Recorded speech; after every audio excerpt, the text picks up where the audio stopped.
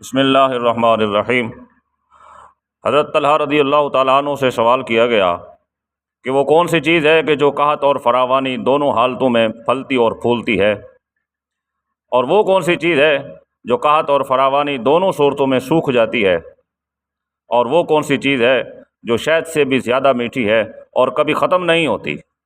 تو حضرت طلحہ رضی اللہ تعالیٰ عنہ نے جواب دیا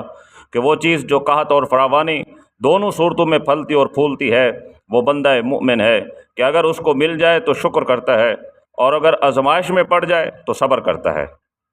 اور وہ چیز جو قحط اور فراوانی دونوں صورتوں میں سوکھ جاتی ہے، فرمایا کہ وہ بندہ کافر ہے یا بندہ گنہگار ہے کہ اگر اس کو دیا جائے تو شکر نہیں کرتا، اور اگر آزمائش میں پڑ جائے تو صبر نہیں کرتا۔ اور وہ چیز جو شہد سے بھی زیادہ میٹھی ہے اور کبھی ختم ہونے والی نہیں ہے، وہ اللہ رب العزت کی الفت ہے جس نے تمام مؤمنین کے دلوں میں محبت پیدا کر دی ہے۔